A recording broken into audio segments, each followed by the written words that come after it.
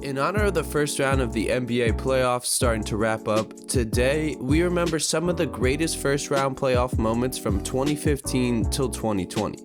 This season's first round matchups are some of the best we've seen in a while, but make sure you stick around till the end of the video so you can help vote in the comments on which recent playoff moment you think was the best. Starting in 2015, we have a memorable Game 7 duel between the Spurs and the Clippers. This series is one of the best first round series of all time. The Spurs, with the young Kawhi and old Duncan leading the way, were the defending champs.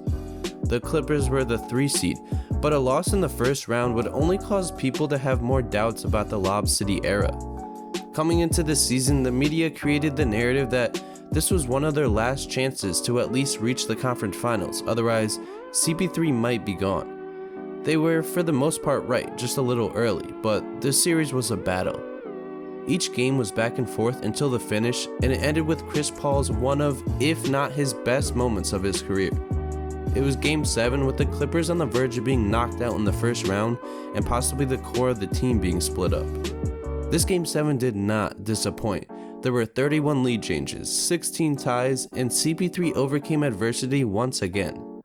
Tim Duncan went off, role players such as Danny Green stepped up, and Blake Griffin pulled out a triple-double. But it all came down to one shot from Chris Paul. One shot that might be considered the most important in the Clippers franchise. After Tim Duncan sunk 2 key free throws to tie the game at 109, the Clippers got the ball back with 8 seconds left on the clock. CP3 drives on Danny Green from half court with the clock winding down to a few seconds. He leans back, throws an off-balance fadeaway floater over the outstretched arms of Tim Duncan, and ices the game with 1 second left on the clock. One inbounds pass later, and the Clippers beat the Spurs in one of the most dramatic first-round matchups in NBA history. Fast forward to the 2017 NBA playoffs, and we have another legendary first-round series. This time, it's the Grizzlies against the Spurs. Unfortunately for San Antonio fans, they were on the wrong side of another memorable game-winning shot in the first round of the playoffs. Both the Grizzlies and the Spurs were closing in on the end of their run with their core players, but Kawhi led San Antonio to the 2nd seed in the West. Memphis snuck in at the 7th seed, but they weren't going down without a fight. The Spurs took games 1 and 2 easily, winning both by double digits. However, something clicked for the grit and grind Grizzlies, and they managed to snag Game 3. Game 4 went down to the wire, and Kawhi Leonard did not make it easy as he dropped 43 points, a playoff career high for him at the time. Conley scored 35 himself, but the end of the game came down to the legendary Marc Gasol. After Kawhi tied the game at 108 with a corner 3, the Grizzlies had 12 seconds left and a few timeouts to figure things out. Afterwards, Conley took the ball up and dished it to Gasol on the elbow. Marc turns around, drives past LaMarcus Aldridge on the free throw line, and hits a fadeaway to tie up the series. The best part about this shot? According to Zach Randolph, Gasol called his shot during the timeout. He told him, "I'm gonna get the ball and go to my fadeaway." Moving on to the 2018 playoffs, the Bucks were eager to ride the success of Giannis deep into the playoffs, but first, they had to get by the Celtics. The first game of the series was an absolute thriller. For the Celtics, they were led by Horford and the 2 young forwards, Tatum and Brown. Kyrie was supposed to be there, but an injury prevented it, so it was actually Terry Rozier that stepped up and made the biggest name for himself. The Bucks still had Malcolm Brogdon, and of course Giannis and Middleton doing most of the damage. But the game was back and forth the entire time. Towards the end, Brogdon nailed a 3 to tie the game up with 10 seconds left. Then on the other end, Terry Rozier breaks Bledsoe's ankles and hits a step-back 3 with half a second left in the game. Having barely enough time to get a shot up, the Bucks would call a timeout. At this point though, pretty much everyone thought the game was over. They didn't really think the Bucks would have a chance to get a quality shot up. But they would be wrong because Giannis tossed a pass from Middleton just a few steps in front of half court. Then he quickly threw up a smooth shot and it just goes in.